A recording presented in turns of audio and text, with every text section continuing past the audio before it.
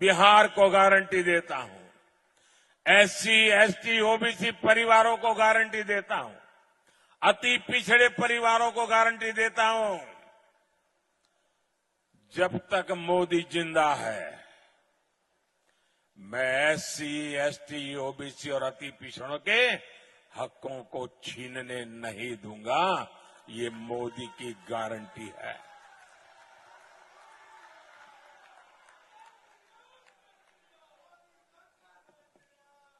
मोदी के लिए संविधान सर्वोपरि है। मोदी के लिए बाबा साहब आंबेडकर की भावना सर्वोपरि है। इंडिया अलायंस को अपने वोट बैंक की गुलामी करनी है तो करे, उनको वहां जाके मुजरा करना है तो भी करें। मैं एससी, एसटी, ओबीसी आरक्षण के साथ डट करके खड़ा हूं, खड़ा रहूंगा। जब तक जान है लड़ता रहूंगा। आपके मुंह से ये शब्द सुनकर एक औरत होने के नाते मैं आहत हूं, लेकिन इस देश का प्रधानमंत्री चुनावी रैली में मुजरा शब्द का प्रयोग कर रहा है। आप सोच सकते हैं कि राजनीतिक पतन उनका किस कदर हो चुका है, किस कदर वो बौखला गए, किस कदर वो डर गए, और किस मतलब मर्यादा की कोई तो सीमा रहने दीजिएगा मोदी जी। ये आपकी महिला विरोधी मानसिकता, क्या मुजरे की बात करते हैं मोदी जी, किस तरह की बातें करते हैं, क्या हो गया है उनको? आप रोजगार की बात नहीं कर सकते, आप महंगाई खत्म करने की बात नहीं कर सकते, आप महिला सम्मान की बात नहीं कर सकते। आपको म से मणिपुर नजर नहीं आता, म से महिला सुरक्षा नजर नहीं आती, म से महंगाई नजर नहीं आती, आपको म से मुजरा नजर आता है। शर्म आनी चाहिए इस देश के प्रधानमंत्री को कि उन्होंने ऐसे शब्द का सार्वजनिक जीवन में प्रयोग किया। ये कितनी गंदी, कितनी घिनौनी हरकत है। एक औरत होने के नाते मैं बहुत आहत हूं, और मुझे लगता है इस देश की हर औरत आहत होगी। ये क्या शब्द का प्रयोग है? ये सार्वजनिक जीवन में शब्दों का प्रयोग है। असलियत यह है कि संविधान बदलने की और खत्म करने की साजिश आप आज से नहीं, आपके पुरखे सालों से रच रहे हैं। असलियत यह है कि इस देश को समझ में आ गया कि आप आरक्षण विरोधी हैं, और आप ही नहीं, आपके गुरु गोलवालकर, आपके मनमोहन वैद्य, आपके मोहन भागवत, सबने आरक्षण की बार बार विरोध किया है। और आपको जब यह समझ में आ गया कि देश की जनता यह समझ चुकी है, देश की जनता छिटक चुकी है, आप झूठ बोलिएगा, आप झूठ भी बोलिए, लेकिन मर्यादा की एक सीमा होती है। ये कितना महिला विरोधी, कितना औरत विरोधी, कितना नारी विरोधी शब्द है। ये नरेंद्र मोदी को सोचना चाहिए और अपनी अगली रैली में कान पकड़ के इस देश की आधी आबादी से, शक्ति स्वरूपों से माफी मांगनी चाहिए। मुजरे शब्द का प्रयोग इस देश का प्रधानमंत्री कर रहा है।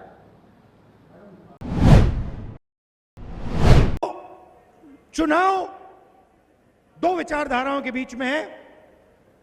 एक तरफ नरेंद्र मोदी जी और बीजेपी के लोग जो इसको खत्म करना चाहते हैं, और दूसरी तरफ कांग्रेस पार्टी जो संविधान की रक्षा कर रही है। कांग्रेस पार्टी देश की जनता के साथ, अंबेडकर जी के साथ ये कॉन्स्टिट्यूशन लाई थी। तो अगर बीजेपी इस पर आक्रमण कर रही है, तो वो अंबेडकर जी की सोच पर भी आक्रमण कर रही है।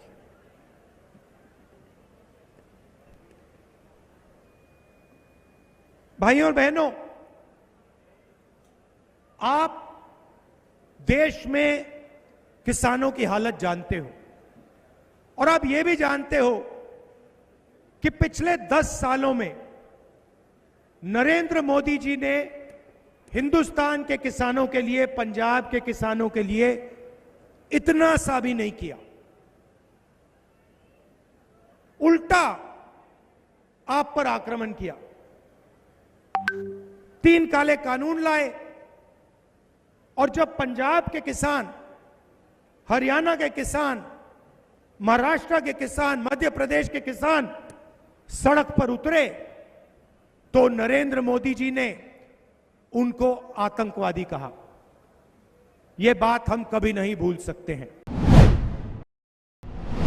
मोदी जी, आप देश के प्रधानमंत्री हैं, इतनी भी अपनी असलियत मत दिखाइए।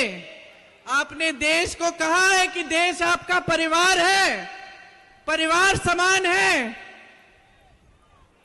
परिवार का जो मुखिया होता है हमेशा परिवार के सदस्यों के प्रति और परिवार के सदस्यों के उनके प्रति एक आंखों की शर्म होती है, वो नहीं खोनी चाहिए। आज आपने मोदी जी का भाषण सुना, बिहार में भाषण दिए। आपने सुना होगा, मैं आ रही थी यहां, मैं उनका बिहार का भाषण देख रही थी और ऐसे ऐसे शब्द उन्होंने इस्तेमाल किए विपक्ष के नेताओं के लिए जो इस देश के इतिहास में किसी प्रधानमंत्री ने नहीं इस्तेमाल किए होंगे। देखिए, प्रधानमंत्री पद का पूरा देश आदर करता है, हम भी आदर करते हैं। आपकी आस्था, आपकी आशाएं मोदी जी से एक समय में जुड़ी हुई थी। क्या मोदी जी की जिम्मेदारी नहीं बनती कि वो पद की गरिमा रखे, पद की मर्यादा रखे? आज जिस जिस तरह से वो बोल रहे हैं, अफसोस की बात यह है बहनों और भाइयों कि इनकी असलियत दिखाई देने लगी है। और मैं मोदी जी को कहना चाहती हूं कि मोदी जी, आप देश के प्रधानमंत्री हैं, इतनी भी अपनी असलियत मत दिखाइए। आपने देश को कहा है कि देश आपका परिवार है, परिवार समान है। परिवार का जो मुखिया होता है हमेशा परिवार के सदस्यों के प्रति और परिवार के सदस्यों के उनके प्रति एक आंखों की शर्म होती है, वो नहीं खोनी चाहिए, वो हमेशा रखनी चाहिए। तो प्रधानमंत्री जी बौखलाहट में आ गए हैं, भूल गए हैं कि वो देश के प्रतिनिधि हैं, आपके प्रतिनिधि हैं, कि इस तरह के शब्द उनके मुंह से नहीं निकलने चाहिए। आखिर आगे वाली पीढ़ियां क्या कहेंगी कि ये हमारे प्रधानमंत्री के पद को इतना गिरा चुके हैं, पद की मर्यादा नहीं रखी, पद की गरिमा नहीं रखी।